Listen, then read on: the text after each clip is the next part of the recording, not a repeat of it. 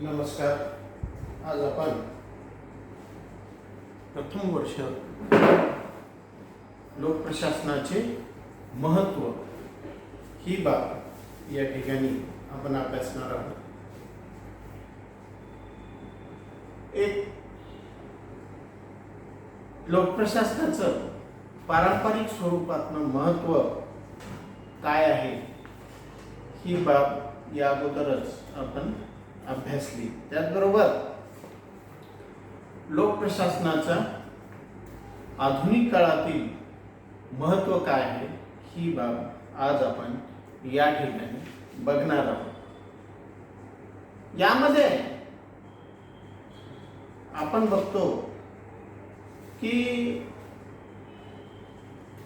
लोकप्रशासनाचं आधुनिक काळातील जे महत्त्व आहे हे महत्त्व या ठिकाणी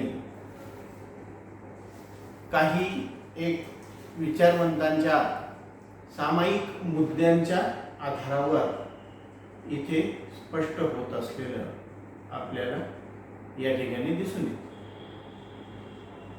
यामध्ये महत्त्वाची बाब म्हणजे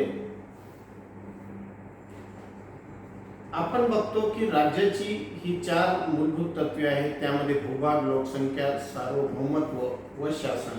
राज्याचे मूलभूत घटक हे कोणते आहेत तर भूभाग, लोकसंख्या, सार्वभौमत्व व शासन. यापैकी शासन हे सर्वाधिक महत्त्वपूर्ण असे अंग असलेले राज्याचे दिसून येते. शासन म्हणजे सरकार आणि सरकारच्या कार्याचे संचालन करण्यासाठी लोकप्रशासन आवश्यक व महत्त्वपूर्ण असे आहे. आधुनिक काळात राज्याला कल्याणकारी भूमिकेतून पाहण्यात येते.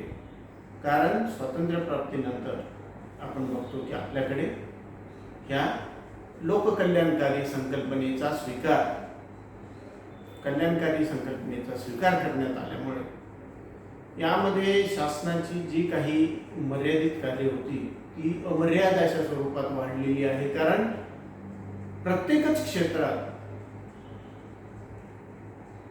विकास परिवर्तन ह्यासाठी शासन प्रयत्नशील असलेलं आपल्याला या ठिकाणी दिसून येते. आणि या कारणाने त्या क्षेत्रामध्ये पारंपरिक जी कार्य आहेत ती पारंपरिक कार्य तर शासनाला त्या ठिकाणी करावीच लागतात. परंतु आता तेवढ्या पुरतं मर्यादित राहिलं नाही, तर आता शासनाला त्या क्षेत्रामध्ये मोठ्या प्रमाणावर विकासाची कार्य सुद्धा करावी लागतात. आणि या व्यवस्थेतून आपण बघतो की जनसामान्यांच्या इच्छा आणि अपेक्षा या सुद्धा खूप मोठ्या प्रमाणावर वाढलेल्या आपल्याला दिसून येतात. आणि जनतेच्या ह्या इच्छा अपेक्षा पूर्ण करण्याची सर्वस्वी जबाबदारी ही शासनाने आपल्याकडे घेतली आहे. म्हणजे शासन याने सामान्य जनतेप्रती पूर्णतः पालकत्वाची भूमिका घेतलेली आपल्याला दिसून येते. त्याचबरोबर आपण बघतो की राज्यांच्या इच्छांची पूर्ती करणारे एक महत्त्वाचे साधन म्हणजे लोकप्रशासनाकडे पाहण्यात येते. कारण व्यापक व जटिल स्वरूपाचे कार्य केवळ लोकप्रशासन हेच करू शकते. पर्यायाने शासनाचे कार्य हे लोकप्रशासनाच्या माध्यमातूनच होत असलेलं आपल्याला दिसून येते. याचबरोबर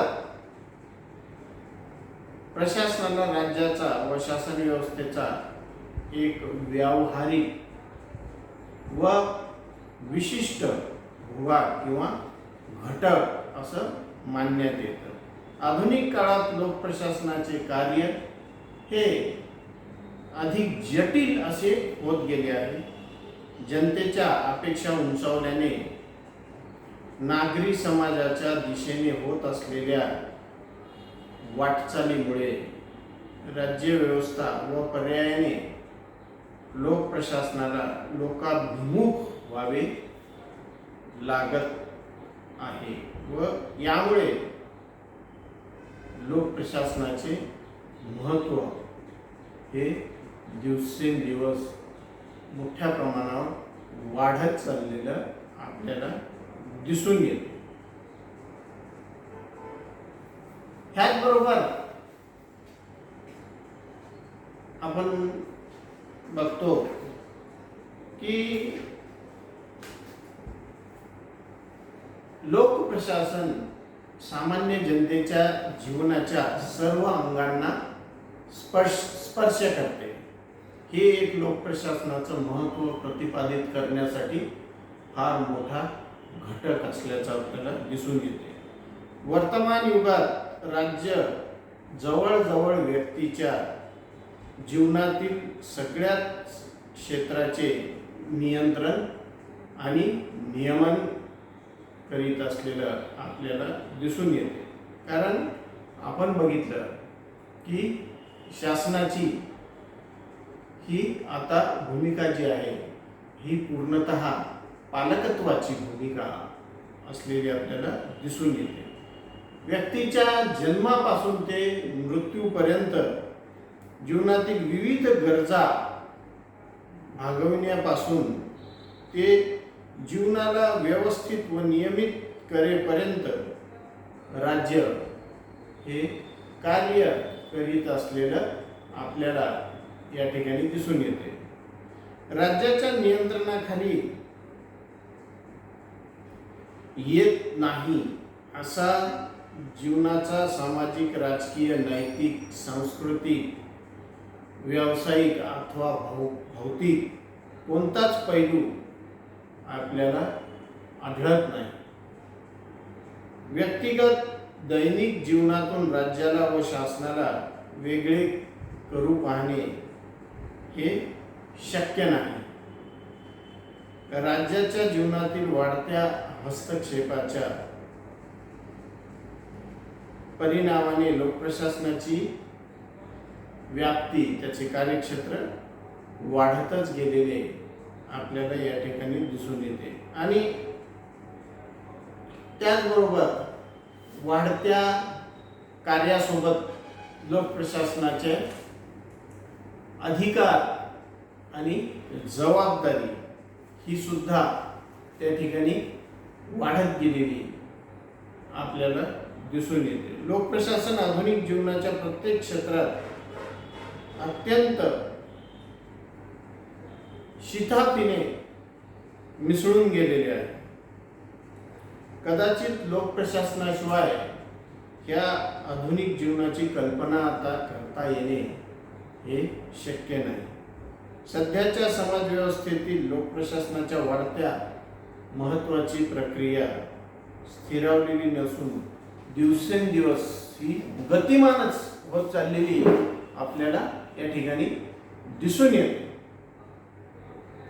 अशा पद्धतीने मानवी जीवनाच्या प्रत्येक अंगाला लोकप्रशासन स्पर्श करते. हे एक लोकप्रशासनाचं महत्त्व स्पष्ट करायला फार मोठा मुद्दा आहे.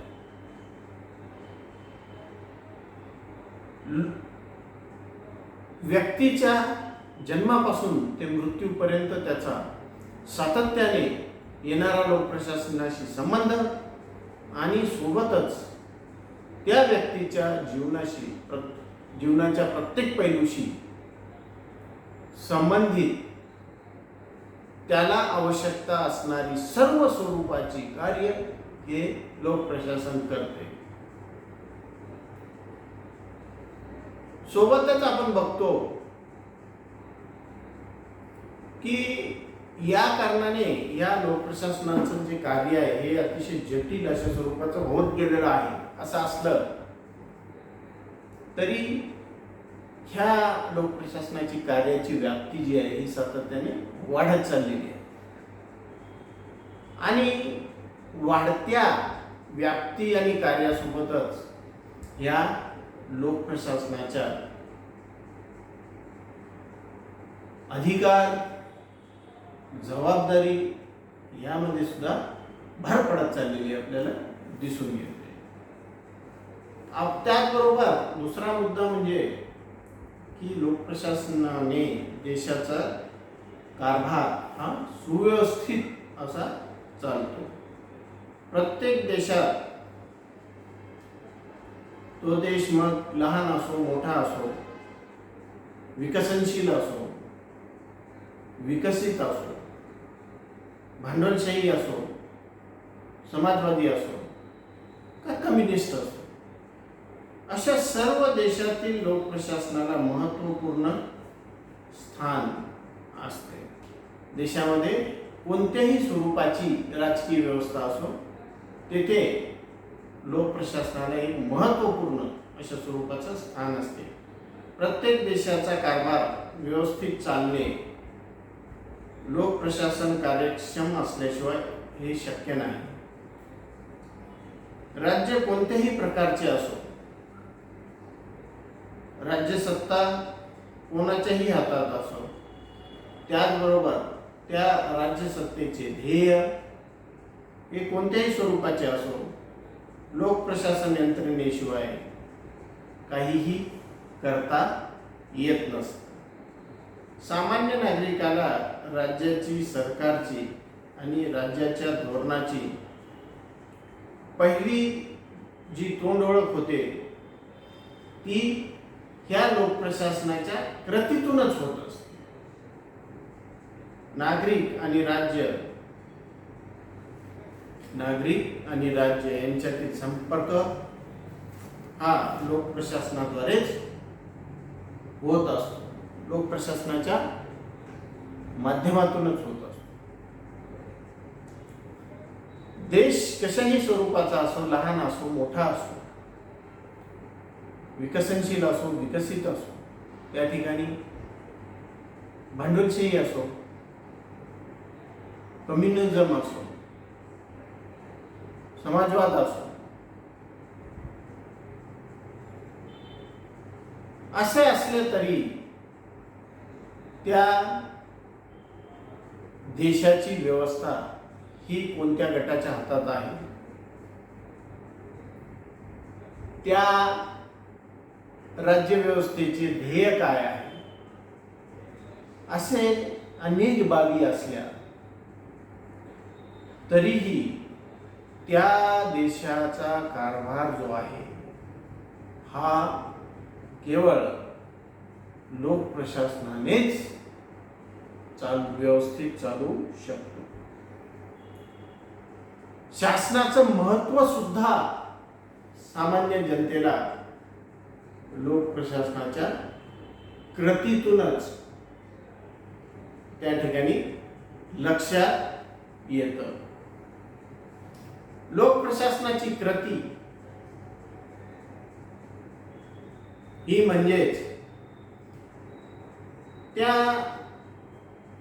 सार्वजनिक ध्येय धोरण निर्णयाची अंमलबजावणी आहे, जी जनहितार्थ शासन वेळोवेळी करीत असते. आणि मग ह्या ध्येय धोरण याची अंमलबजावणी लोकप्रशासन ज्यावेळेस करतं